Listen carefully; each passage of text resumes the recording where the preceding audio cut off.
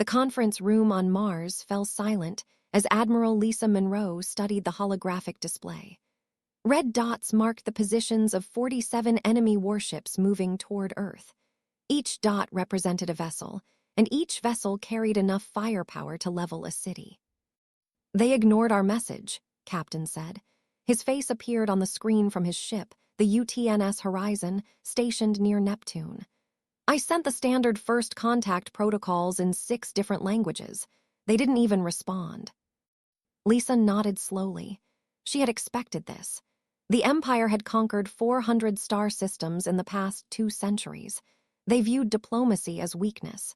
To them, humanity was just another primitive species waiting to be absorbed into their empire. "What about the defense platforms?" Colonel Torres asked.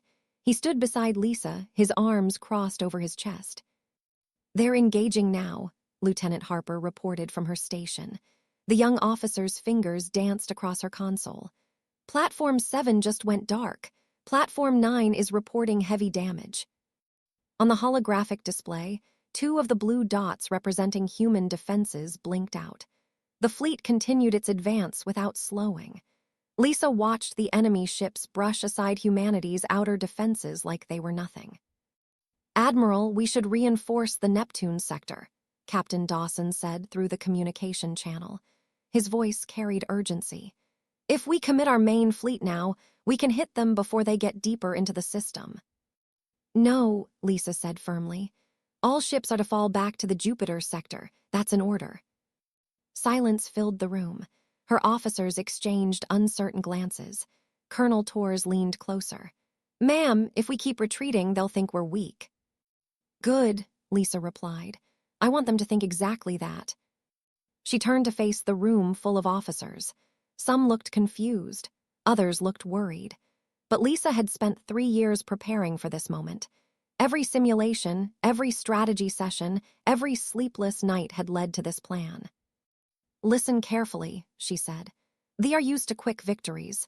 They invade, they conquer, they move on. They've never faced an enemy that made them work for it. We're going to change that." Dr. Wells appeared on another screen. The scientist was calling from the research facility on Titan, Saturn's largest moon. "Admiral, I need to confirm something. Are we really going to let them get all the way to Earth?" "Not all the way," Lisa said. "But close enough that they commit everything." Captain Daniel Carter spoke up from his position on the UTNS Guardian. "You want them overconfident." "I want them blind," Lisa corrected. "Every sensor we have is tracking them. Every communication they send, we're recording. Every tactical pattern they use, we're analyzing. The more they advance, the more we learn." Lieutenant Harper's console beeped. "Admiral, the fleet is passing Jupiter. They're maintaining formation. Speed is steady." "What about our sensor network?" Lisa asked. "Functioning perfectly, ma'am. Every probe is active and transmitting. They have no idea we're watching their every move." Lisa allowed herself a small smile. For months, humanity had been seeding the solar system with tiny sensor devices. Each one was no bigger than a basketball, cold and silent, drifting in space like debris. They had powerful scanners, but they were looking for ships and weapons, not tiny passive sensors that only listened. "Dr. Wells, status on the Jupiter project?" Lisa asked. The scientist nodded. "The gravitational field generators are ready. They're hidden in the planet's atmosphere. When you give the order, we can activate them. Any ship within the system won't be able to engage their faster-than-light drives." "Perfect. Keep them on standby." Captain Brandon Cole checked in from Mars. "Admiral, they are establishing landing zones on the surface. They're bringing down occupation forces. Do you want us to resist?" "Yes, but make it look desperate," Lisa instructed. "Hit them hard enough to seem like you're trying, but not so hard that they take you seriously. I need them thinking we're on our last legs." "Understood, ma'am." The next 3 days were carefully orchestrated chaos. Human forces retreated at every contact. Defensive positions fell after token resistance. Supply depots were abandoned. To any outside observer, humanity looked like a civilization in its death throes. But in the command center on Mars, Lisa watched a very different picture emerge. Her intelligence officers worked around the clock, processing data from thousands of sensors. They mapped ship movements, decoded communication patterns, and identified weakness in enemy formations. Their command ship is always in the center of the formation, Lieutenant Commander Torres reported. She was in charge of signals intelligence. They rotate their escort frigates every 6 hours, and their shield generators have a reset cycle every 43 minutes. Excellent, Lisa said. Keep gathering data. I want to know everything about them. Captain Jake had been operating in silent running mode for days, his ship the UTNS Phantom gliding through the asteroid belt without being detected. Admiral, I've identified their supply chain. They're bringing ammunition and fuel from a staging point outside the system. The supply ships are barely defended. Mark their routes, Lisa ordered, but don't engage yet. More ships entered the solar system. Ambassador arrived with colonization equipment and bureaucrats, already planning how to divide up Earth's resources. The High Command declared victory in their official broadcasts. Human space was theirs. On Earth, people watched the news with growing fear. The government urged calm, but panic spread through major cities. Some demanded that the military fight harder. Others called for immediate surrender to spare lives. Lisa understood their fear, but she also knew something they didn't. Every ship that entered Sol's system was another ship that would never leave. Admiral, Colonel Torres said quietly, pulling her aside. The casualty reports from Mars are coming in. Cole's people are taking losses. I know, Lisa said. The weight of command pressed down on her shoulders. Every life lost was her responsibility, but if her plan worked, she would save billions more. Do you really think we can win this? Torres asked. Lisa looked at the holographic display. Nearly 200 ships now filled human space. Their fleet stretched from Mars to the asteroid belt. Supply lines ran straight through the heart of the solar system, and they had no idea they were walking into a trap. We won't just win, Lisa said. We're going to make sure no one ever invades Terran space again. She walked to the center console and pulled up a tactical overview. Every human ship was in position. Every hidden weapons platform was ready. Every sensor was feeding data to the central computer. And most importantly, every ship was exactly where she wanted them. Send a message to all commanders, Lisa ordered.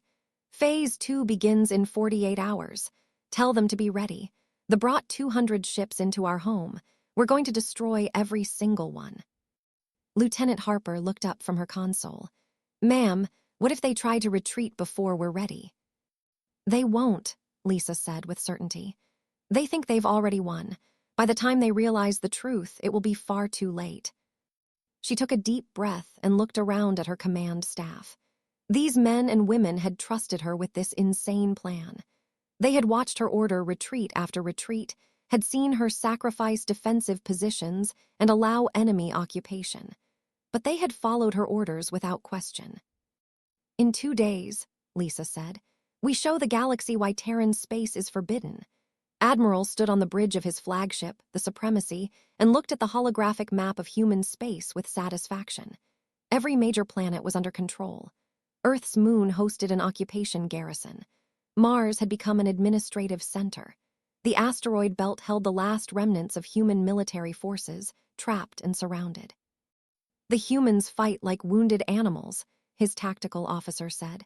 Desperate and disorganized. Nodded. Send word to the High Command. Sol system is ours. We can begin formal colonization procedures. On Mars, Captain Brandon Cole crouched behind a pile of rubble, his rifle ready. Soldiers patrolled the street below, their armor glinting in the red sunlight. His team of 12 fighters waited for his signal. Now, he whispered into his communicator. The attack was swift and chaotic.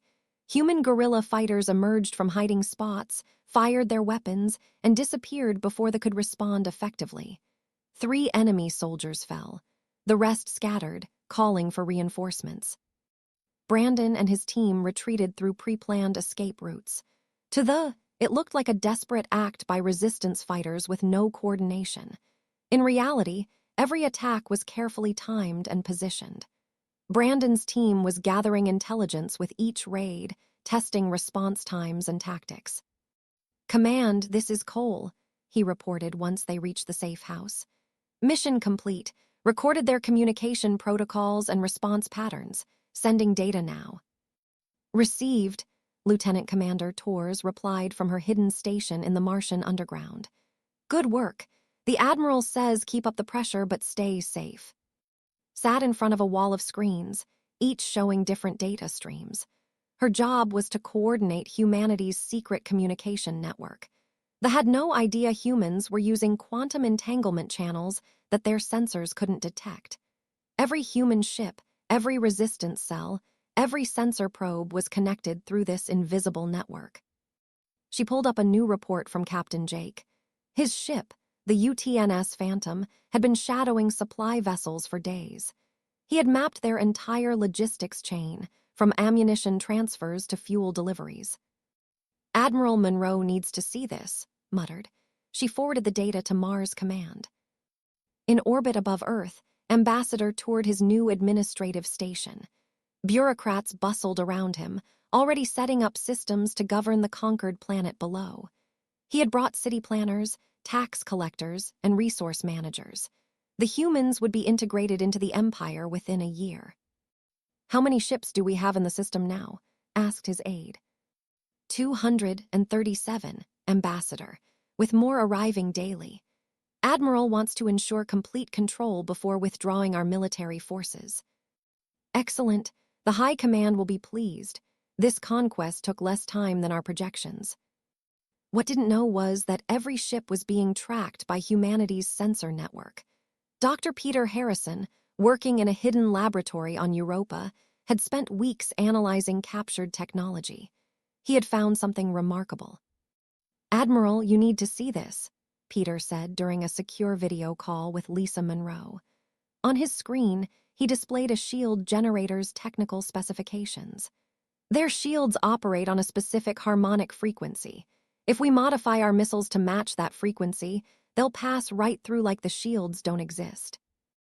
Lisa leaned forward in her chair. "How confident are you?" 97%, ma'am. I've run the simulations 1,000 times.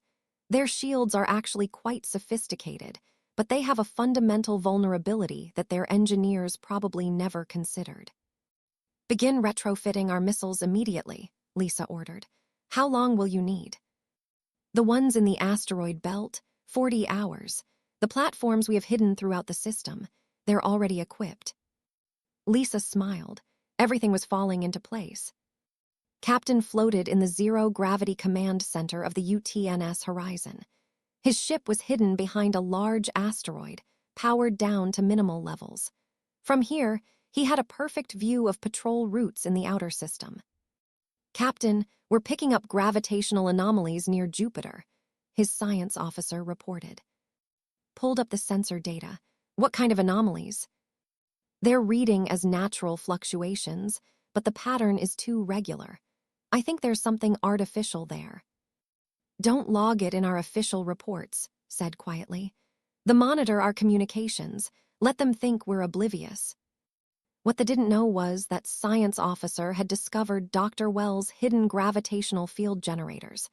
They were buried deep in Jupiter's atmosphere, invisible to standard scans, and they would be the key to trapping the fleet. On the UTNS Guardian, Captain Daniel Carter reviewed tactical plans with his senior staff. "The Admiral wants us positioned here," he said, pointing to a spot in the asteroid belt. "When Phase 2 starts, we hit their command ships first. No hesitation, no warning." His weapons officer raised a concern. "Sir, we're outnumbered 10-1. Even with the advantage of surprise, can we really win?" "The Admiral thinks so," Daniel said. "And she hasn't been wrong yet. Every retreat we've made, every position we've abandoned, it's all been part of the plan. They think we're beaten. That's exactly what we want them to think." In the Galactic Council chambers, thousands of light years away, representatives from dozens of species discussed the human situation. Most viewed Earth's conquest as inevitable and hardly worth attention. "They have taken another system," one delegate said with a shrug. It's what they do. But Ambassador Christina Vale of the Union wasn't so dismissive. She had studied human history and found something interesting. Humans had a habit of winning wars they should have lost. They were creative, adaptable, and stubborn beyond reason. Christina sent a private message to Earth through diplomatic channels. Be careful. The High Command is pleased with the quick victory. They're planning to send even more forces to secure their hold on your system. The message reached Lisa Monroe 12 hours later. She read it and showed no concern. Let them send more ships, she said to Colonel Torres. Every ship they send into Sol's system is one less ship defending their empire, and when we're done here, they'll have nothing left. Pulled up a holographic display showing positions. Ma'am, they're concentrating their forces around Earth and Mars. Their supply lines run straight through the center of the system.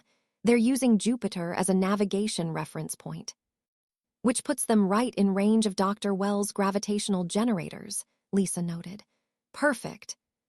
She walked to the window of her command center and looked out at the Martian landscape. Somewhere above, 200 warships patrolled, confident in their victory. They had no idea that humanity had been studying them, learning their weaknesses, and preparing a trap that would destroy them all. Captain Dawson sent a report from his position near Saturn. Admiral, we've finished our analysis of tactical patterns. They rotate their fleet formations every 8 hours. During the rotation, there's a 3-minute window where their command and control is partially disrupted. Mark that window, Lisa ordered. We'll use it. Every piece of information, every small detail, was being collected and analyzed. Humanity might be and outnumbered, but they had something they lacked. They were fighting for their home, and they had spent every moment since the invasion learning how to destroy their enemy. Admiral received a communication from High Command. You are to remain in Sol's system with full forces until civilian administration is complete. The High Command wants no chance of human insurgency. Understood, replied. He felt no concern about this order.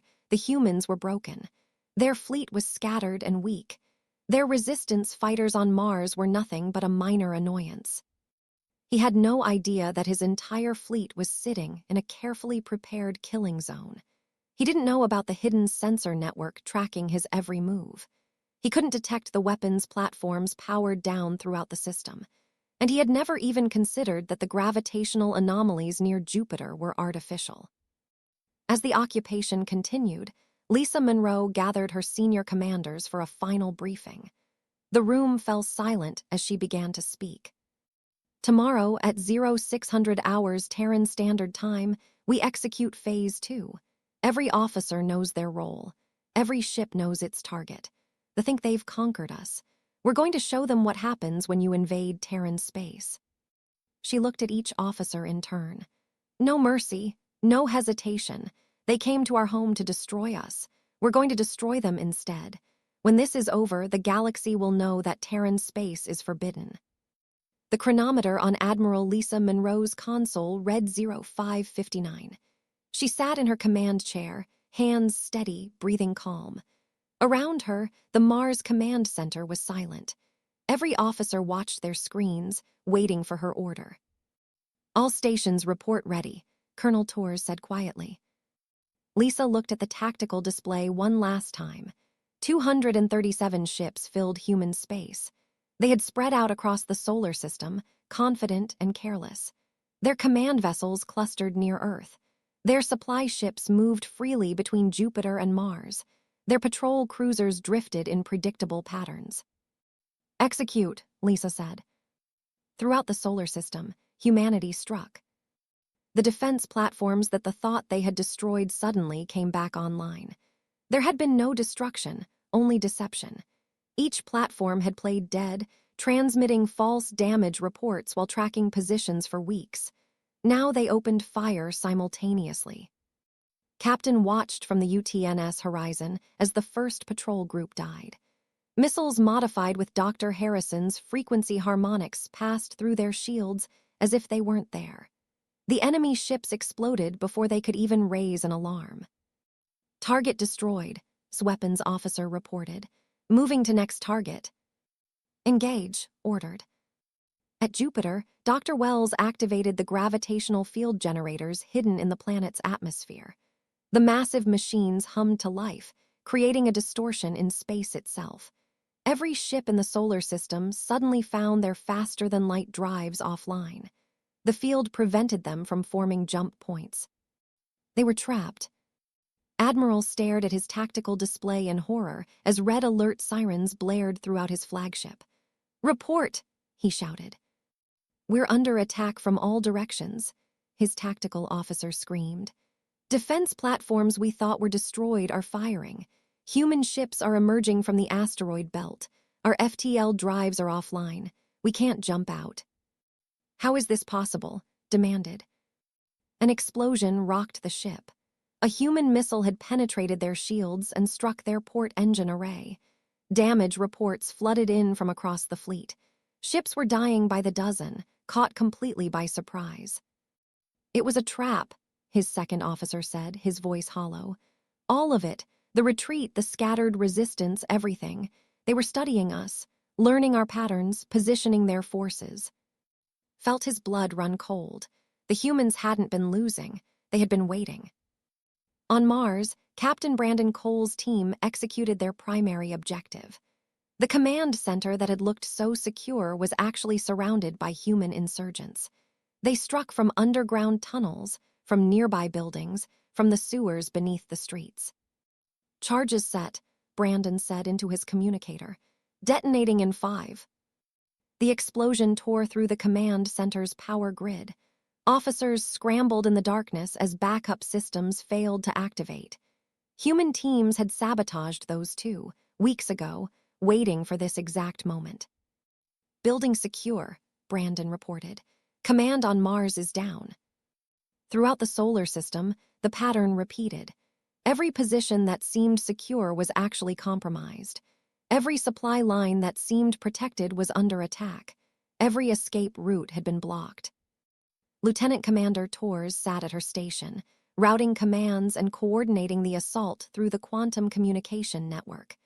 "Strike Team 7, you have reinforcements approaching from Sector 4. Redirect through Tunnel Gamma." "Understood, Command." "Fleet Group 3, your target is the supply cluster near Mars orbit. They're trying to form a defensive formation. Don't let them." "On it." She watched as the battle unfolded across dozens of screens. They were trying to coordinate, but every time they established communication, human electronic warfare teams jammed their signals or inserted false orders. Enemy ships fired on each other in the confusion.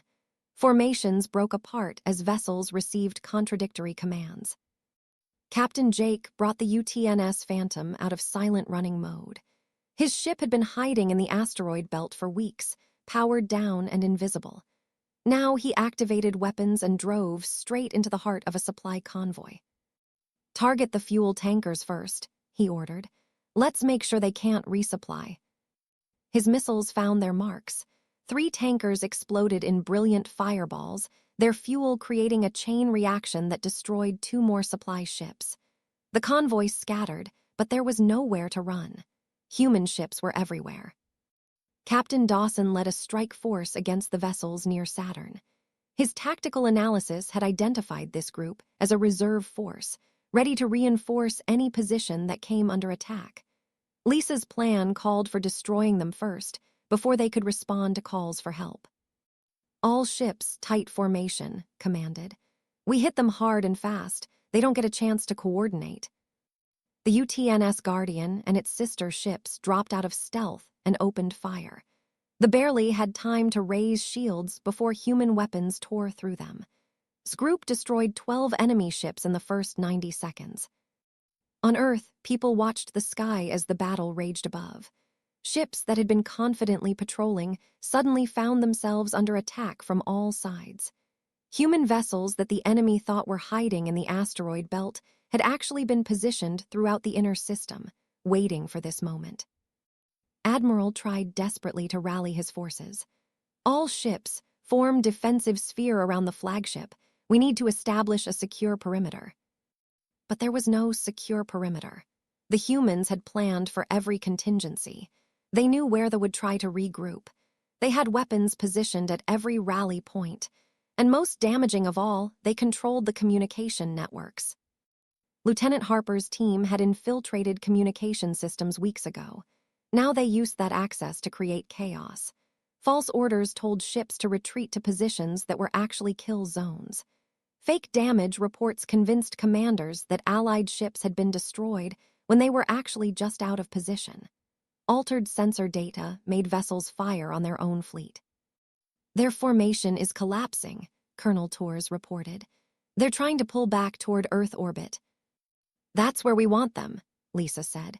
She pulled up a tactical overlay showing the positions of hidden weapons platforms around Earth's moon. The thought they were retreating to a safe position.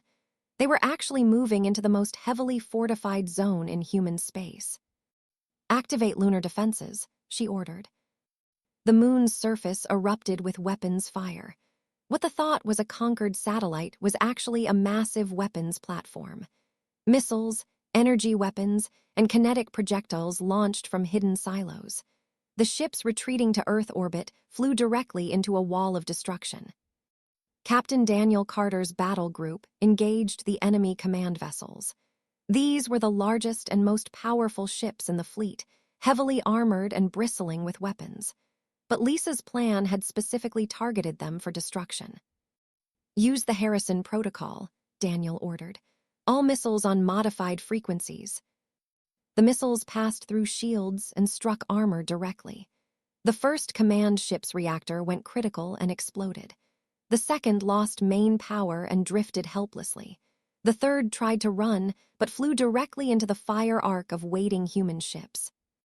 Ambassador crouched in his station as explosions shook the structure.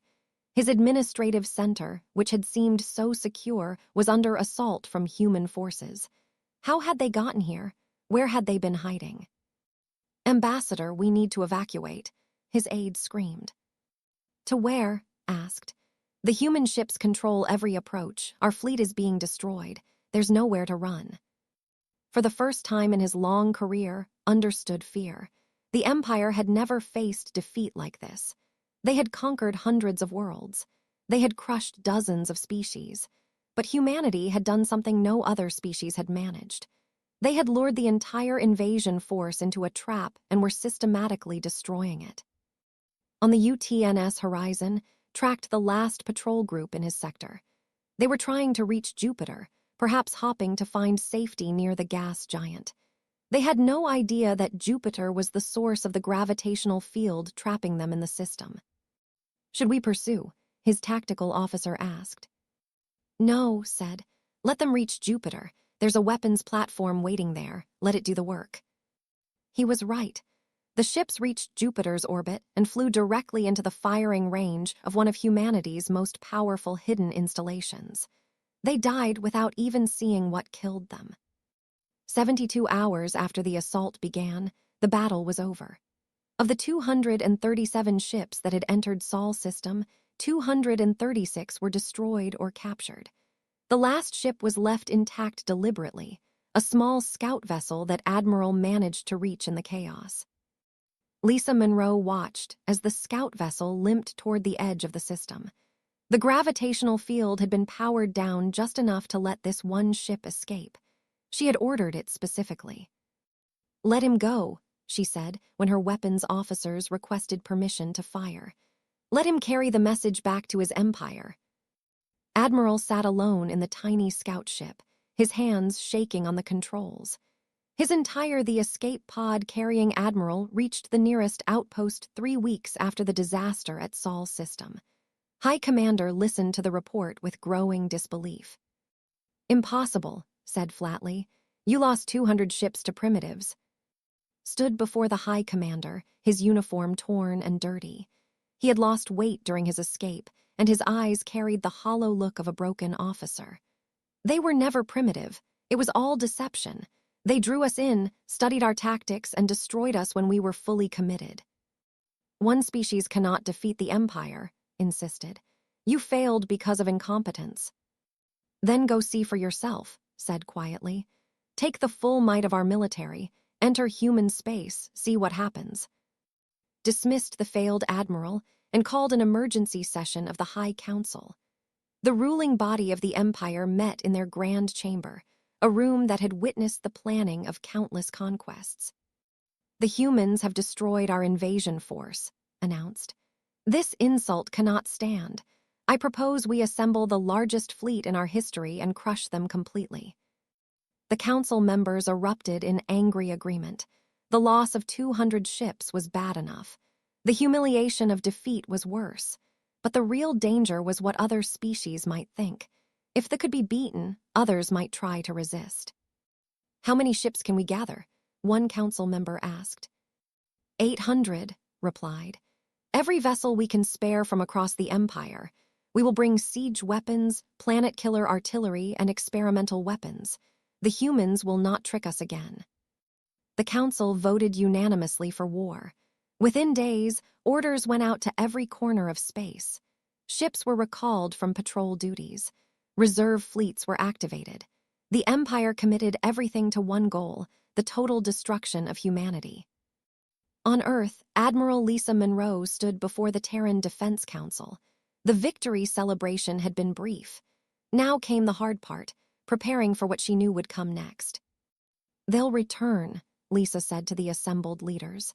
They cannot accept defeat. They'll bring everything they have. How many ships are we talking about? President Clark asked.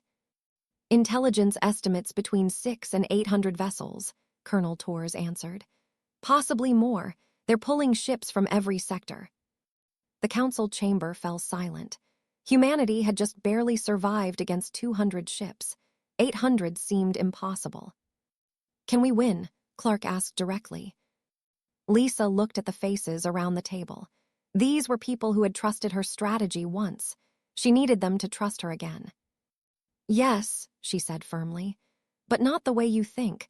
We're not going to conquer We're going to make Sol systems so heavily defended that no force in the galaxy can take it. She activated a holographic display showing the solar system. We've spent the past month analyzing everything we learned from the first battle. We know tactics, their communication protocols, their weapon systems, and their weaknesses. Now we're going to use that knowledge to build the ultimate defense. Dr. Peter Harrison appeared on a screen from his laboratory. We've already begun upgrading our weapons platforms. The new models are twice as powerful and completely invisible to sensors. We're also developing countermeasures for every weapon system they used in the first battle. What about the gravitational field generators? Captain Daniel Carter asked via communication link. Can they handle a fleet that size? Dr. Wells answered from Titan. We're building more generators. When they return, we'll be able to prevent any ship within 1 billion kilometers of the sun from engaging FTL drives. They'll be trapped from the moment they enter the system. How long until they arrive? Clark asked. 3 months, maybe 4, Lisa estimated. It takes time to assemble that many ships and move them into position. We'll use every day to prepare. Across human space, construction began on a scale never before attempted. The asteroid belt was transformed into a network of weapons platforms. Every moon in the outer system received defensive installations. Hidden bases were built inside comets and on small planetoids. Captains supervised the construction of a new defensive grid around Neptune. His ship, the UTNS Horizon, now commanded a squadron of 12 vessels all tasked with fortifying the outer system. If they get past us, they'll face 50 more defensive layers before reaching Earth, told his crew. Our job is to bleed them at every step. Captain Brandon Cole had returned to Earth after the liberation of Mars. Now he trained new units in guerrilla tactics and urban warfare. If somehow they make it to the surface, we'll be ready. Every city, every town, every street will become a battlefield. But Lisa's true strategy went deeper than just weapons. She had learned something important from the first battle. They were predictable. They followed doctrine rigidly. They couldn't adapt quickly to changing circumstances. Humanity's greatest weapon wasn't technology, it was flexibility. We need to be ready to change tactics on the fly, she told her senior commanders during a strategy session. We'll come in with a plan. We'll break that plan within the first hour. Then we'll break their backup plan, and their backup to the backup. We'll keep hitting them with things they don't expect until they collapse. Months passed in frantic preparation. Lieutenant Commander Torres expanded the quantum communication network, adding redundancy and encryption. Captain Jake mapped emergency supply caches throughout the system. Captain Dawson trained pilots in advanced combat maneuvers specifically designed to counter tactics. Far from Earth, Ambassador Christina Vale of the Union watched the preparations with interest. She sent regular reports to the Galactic Council, though most species ignored them. Humanity was just another minor power about to be crushed by the... But Christina saw something others missed. She reviewed footage of the first battle and noticed the precision of human strategy.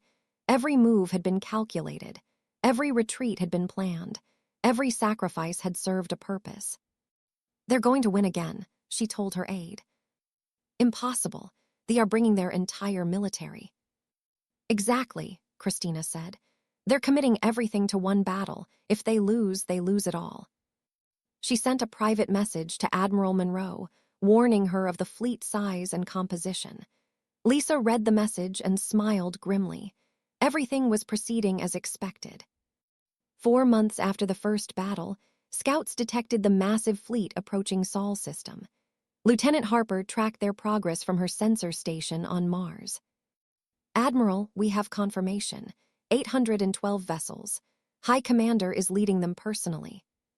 Composition, Lisa asked. 200 siege ships, 300 heavy cruisers, 200 escort frigates, 100 support vessels, and 12 command carriers. They've brought planet-killer weapons, ma'am. They're planning to destroy Earth if they can't conquer it. Lisa studied the tactical display. The fleet was enormous, stretching across millions of kilometers of space. It was the largest military force ever assembled by any species in known history, and it was coming to destroy humanity. Send a message to all defensive positions, Lisa ordered. Phase 1 begins the moment they enter the heliopause. We're going to hit them at maximum range and keep hitting them all the way in. Colonel Torres looked concerned. Ma'am, that's a lot of firepower they're bringing. I know, Lisa acknowledged. But firepower means nothing if they can't use it effectively. By the time they reach Earth, half their fleet will be gone and the other half will be too confused to fight properly. She turned to face her command staff. They think they learned from their first defeat. They think bringing overwhelming force will guarantee victory. But they don't understand the fundamental truth about this war. This is our home. Every asteroid, every moon, every planet is a weapon we can use against them. They're not just fighting our military. They're fighting the entire solar system. Captain Daniel Carter spoke from his position with the main fleet. Admiral, permission to speak freely. Granted. What if they just decide to destroy Earth from long range? The planet-killer weapons could do it. They won't, Lisa said with certainty. They want to conquer us, not just kill us. They want to prove they can beat us in battle. That pride is their weakness, and we're going to use it to destroy them. The fleet entered the outer solar system. High Commander stood on his command deck, surrounded by tactical displays and senior officers. Unlike Admiral, he would not underestimate the humans. He had studied the reports. He knew about their tricks and traps. Deploy scout ships in a wide pattern, he ordered. I want constant sensor sweeps. If there are hidden weapons platforms, I want them found before we get in range. His ships spread out in a massive formation, scanning carefully as they advanced. But what didn't know was that humanity had built their new defensive systems specifically to defeat sensors. The platforms were cold, silent, and invisible until the moment they fired. Admiral Monroe, Lieutenant Harper said quietly, they're entering weapons range. Should we engage? Lisa looked at the display showing 800 ships entering human space. This was it, the battle that would decide humanity's future. Win, and they would be respected throughout the galaxy. Lose, and Earth would burn. All defensive positions, Lisa said calmly. You are weapons-free. Show them that Terran space is forbid. The first wave of fire came from Neptune's orbit. Captain had positioned his defensive grid perfectly, hidden among the planet's moons and rings. 80 weapons platforms opened fire simultaneously, their missiles modified to pass through shields. Direct hits on forward scout group, tactical officer reported. 17 enemy ships destroyed. High Commander watched his tactical display as red markers blinked out. Return fire, find those platforms.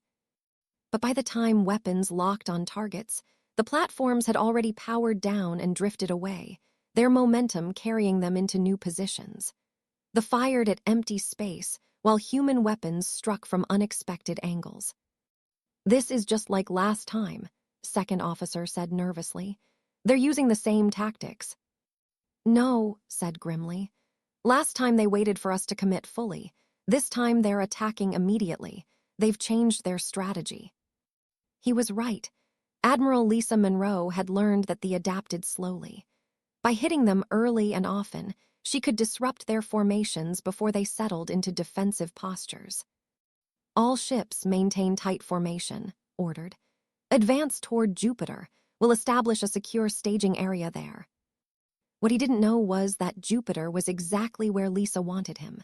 Dr. Wells sat in her control center on Titan, watching the fleet approach. Her gravitational field generators were already active, hidden in Jupiter's massive atmosphere. "Wait until they're fully committed," said to her team. "Then increase power to maximum."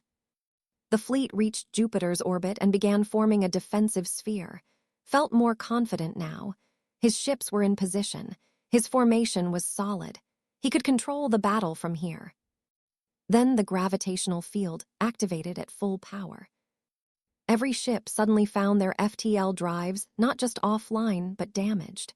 The intense gravitational distortion fried their jump systems. They weren't just trapped in Sol's system anymore. Even if they escaped, they wouldn't be able to jump for weeks. "What's happening?" demanded. "Gravitational anomaly, sir. It's artificial, coming from Jupiter itself. Our FTL systems are overloading." Before could respond, the second wave hit. The asteroid belt erupted with weapons fire. What the thought was a region of scattered rocks was actually humanity's most heavily fortified zone. Thousands of weapons platforms hidden among the asteroids opened fire. Captain Daniel Carter led the main human fleet out of hiding. His ships had been positioned behind large asteroids, completely invisible to sensors. Now they struck at the formation's weakest point. "All ships, concentrate fire on their siege vessels," Daniel ordered. "Those planet killers can't be allowed to get in range of Earth." The UTNS Guardian and 50 other human ships focused their attack on the siege ships. These massive vessels carried weapons capable of cracking planets, but they were slow and poorly defended. Within minutes, 12 siege ships were destroyed, then 20, then 30. "They're protecting the siege ships," Daniel's tactical officer shouted. "They are repositioning their cruisers as shields." "Good," Daniel said. "That breaks their formation. Captain Dawson, your group is clear to engage their command carriers." Captain Dawson acknowledged and led his squadron toward the command vessels. These ships coordinated the entire fleet. Without them, they would lose battlefield control. But had learned from Admiral's failure. He had backup command systems, redundant communications, and multiple layers of coordination. Losing a few command carriers wouldn't cripple his fleet. What he didn't expect was Lieutenant Commander Tors. Sat in her command center, fingers flying across her console.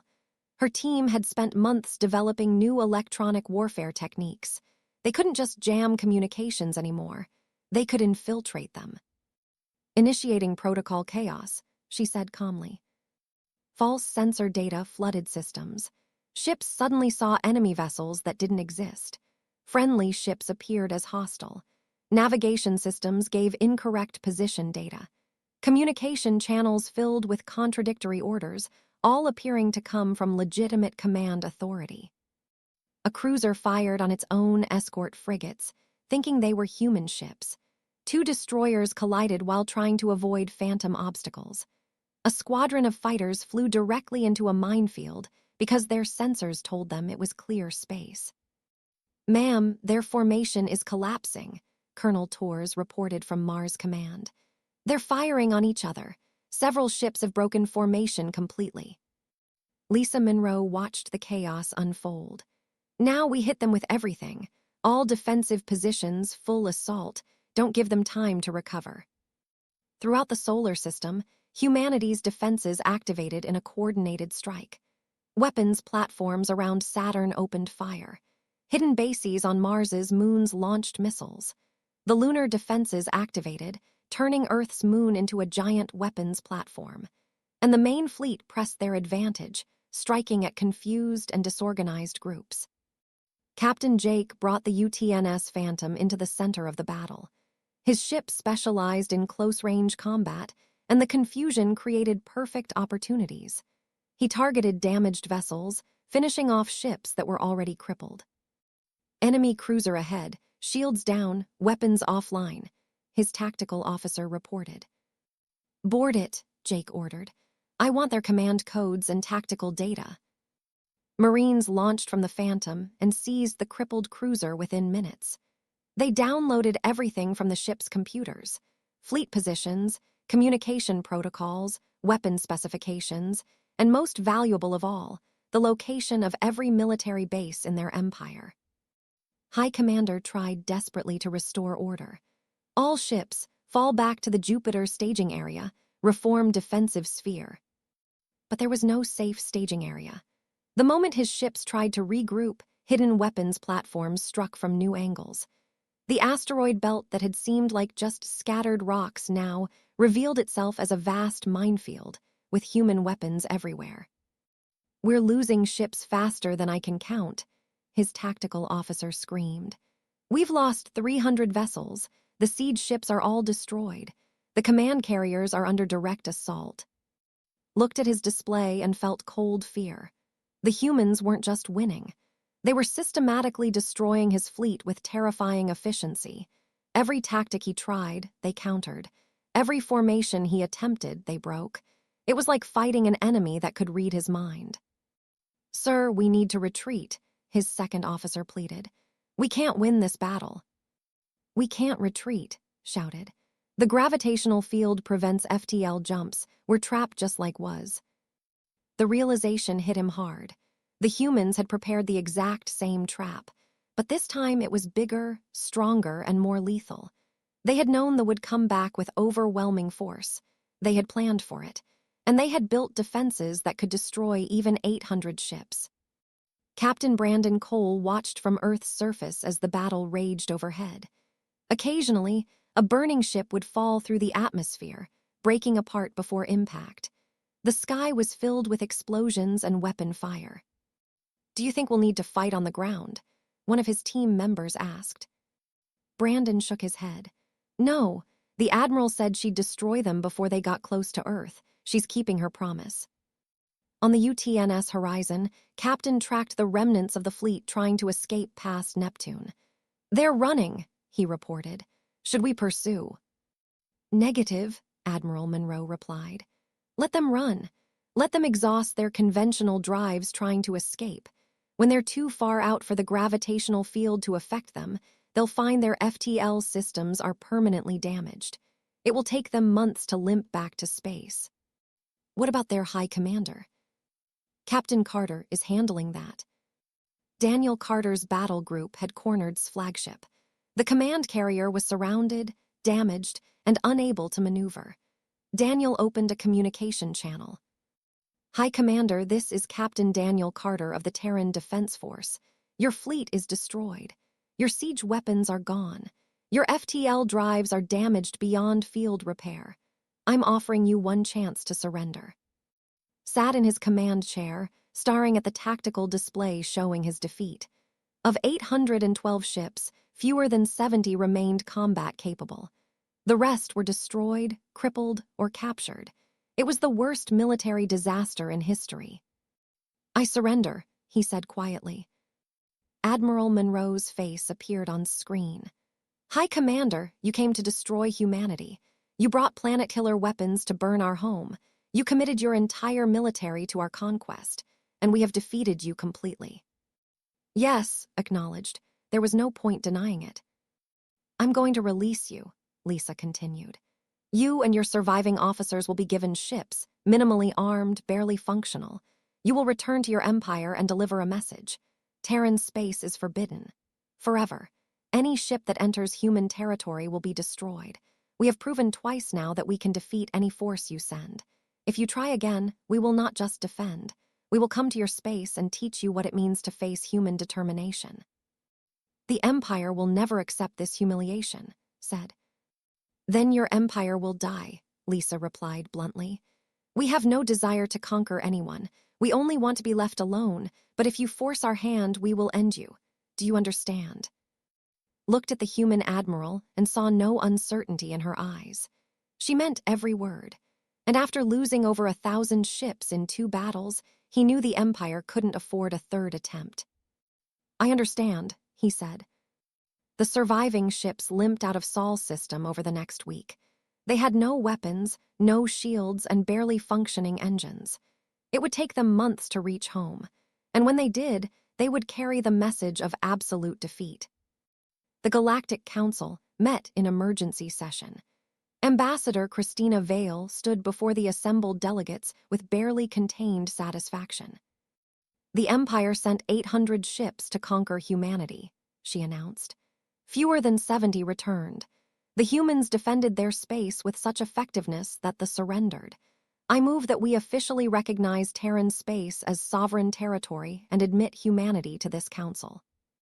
The motion passed unanimously. No one wanted to fight a species that could destroy the military twice. On Earth, celebrations erupted in every city. Humanity had faced the greatest threat in their history and won decisively. But Admiral Lisa Monroe didn't celebrate. She stood in her office, looking at a star map showing human space. "It's not over," Colonel Torres said quietly. "They might rebuild." "They won't," Lisa replied. "Their empire is collapsing. When a military power loses everything, the internal structure crumbles. They'll spend the next decade dealing with rebellions and successor states. By the time they stabilize, the entire galaxy will know what happened here." "And what did happen here?" Lisa smiled. "We proved that you don't need the biggest fleet or the most advanced weapons to win. You need strategy. You need the will to defend what's yours. And you need the intelligence to turn your enemy's strength against them. That's the human way."